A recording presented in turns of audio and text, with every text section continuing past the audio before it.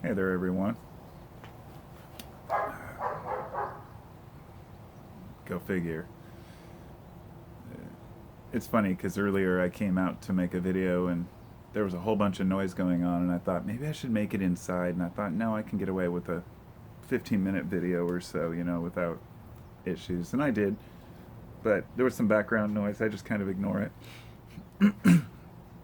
And I wanted to talk about imposter syndrome for a minute here.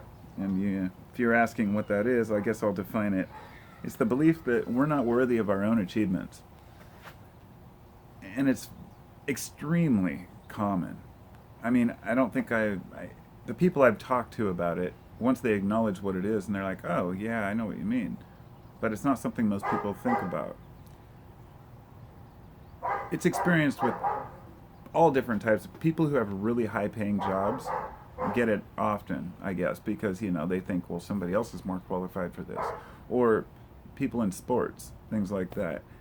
But it happens with all of us in any jobs, but also with our personal lives, feeling like you're too good for your spouse, or sorry, that your spouse is too good for you, that you're not good enough or worthy, or you're not worthy of all the achievements that you have or the money that you have, and you feel not a guilt, but a sense of like, is this just doesn't feel like I've earned this. And I don't know how else to define it, but I wanted to talk about that because I think it's important that we realize we are worthy of what we have and that we have earned it. So many people talk about luck. You know, well, whenever somebody tells me I'm lucky, be like, well, whatever it might specifically be, I'll be like, well, how am I lucky because of this? And a lot of people have told me I'm lucky because I met a awesome wife, that I have a wonderful woman in my life. And I can't really disagree with that because there is luck involved in who you meet. And if you don't meet the right person, but there's also a compromise. To endure in a relationship, you have to work together, grow together. You have to know and be smart enough to make the right decision with someone and know if it's an abusive relationship, if it's worth hanging out or sticking with. And a lot of people don't. They don't follow their gut. They don't.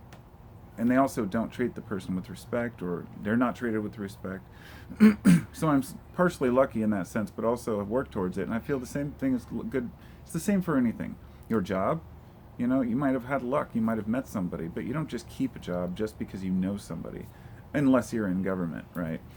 And but really, it's your brother-in-law's company, and you just keep the shady nephew employed because otherwise he'll be out on the streets, that kind of thing. For the most part, you earn what you receive.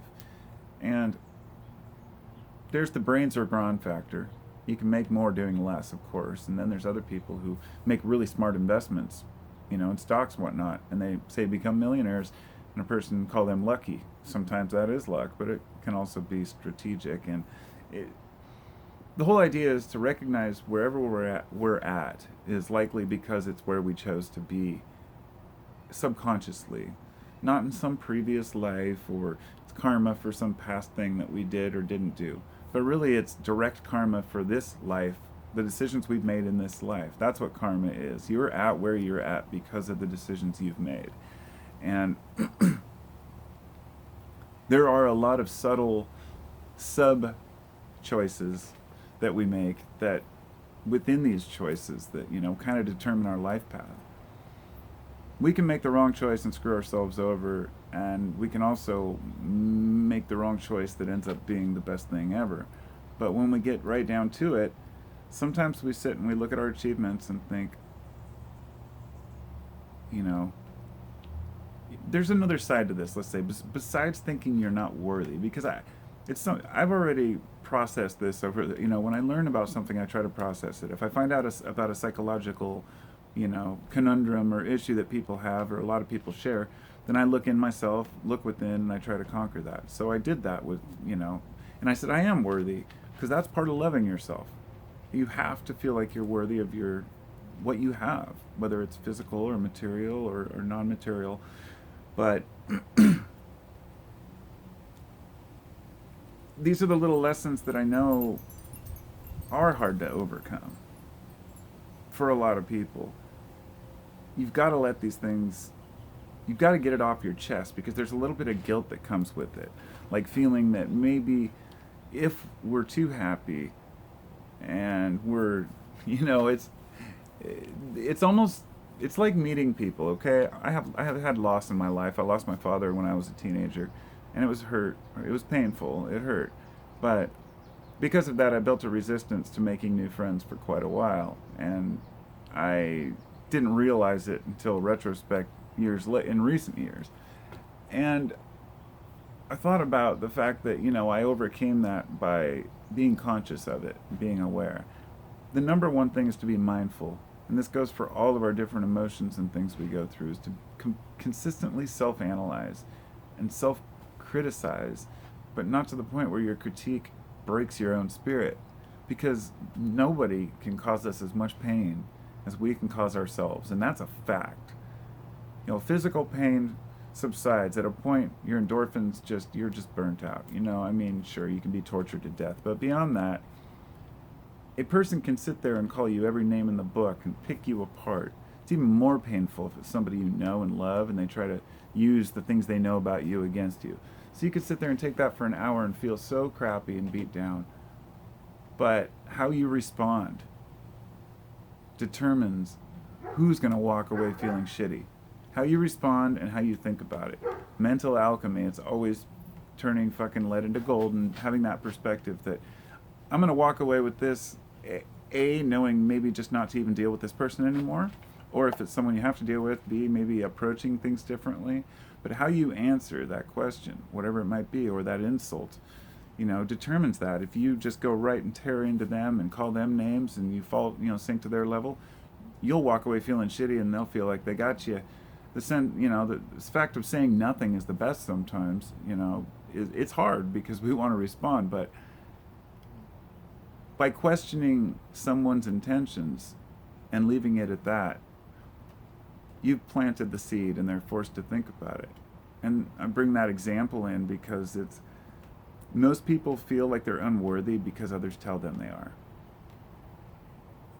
I'm sure every one of you have had a moment in your life where you took a poem or an art piece or something to a teacher when you were in school. And if you didn't have this experience, then you're lucky. And you showed it to them, turned it in for an assignment, and they said that it was not good enough or wrong. Even if you drew a picture or painted a picture and put all your love into it and you just got a C on it, you think, how could I get a C on this? I remember I didn't get good grades anyway. I knew the work in school, but I didn't do the homework, so I didn't get very good grades, but I always got good grades in art and things like that. But I remember at one time I was in an alternative school, and we had this thing where we wrote all these poems, like dozens of poems, and read all these poems too, and I was just never very impressed by the format of old poems. It's like, I just thought to myself as a teenager, people just like this because it sounds old, and sure, some of them are good. And to this day, I still feel the same way. I thought maybe I just don't get it yet. But a lot of them really did suck. And I gave my interpretation of one of the poems, and I remember the teacher saying it was wrong. And I thought about that, and it bothered me. And I think one of my poems I wrote, there was something wrong with it too. And I thought to myself, you cannot do a poem wrong. You can't. But those things stick with you as a kid. And as an adult, it's even worse. Because if people start saying, oh, you're not very good at that, you'll quit. And usually people will give you props on the thing. If you try to be an artist, if you want to paint pictures, if you want to draw pictures, if you want to be a photographer, all these things we keep away because it seems like so daunting to learn how to do it properly. And then you do one thing, an experiment, and somebody says, dude, that's amazing, I love it. That gives you the courage to keep doing it. And then somebody is like, well, it's not that good. It's harder than you might think. Those are like the, quote, artists of the world. I have debated with people who tell me what art is and what's defined as art. I just like roll my eyes and say, look, dude, whatever makes you feel good. You paint pictures a certain way, that's art, and I see this other thing as art too. I don't even see splattering like Jackson Pollock stuff. People call that art. If that's art, anything's art, right? So, opinions may vary on all these things, but the most crucial takeaway is that we are worthy of our own admiration, I should say, our own respect, and patting ourselves on the back and saying, oh wow, all right, I'm trying something, at least doing something. The more things that we branch out and try, the more we'll feel good about ourselves. And I think we all need more of that, especially in 2020 when things are just chaos. So thanks for coming along, and I guess that's all I got to say for now. Peace out and be well.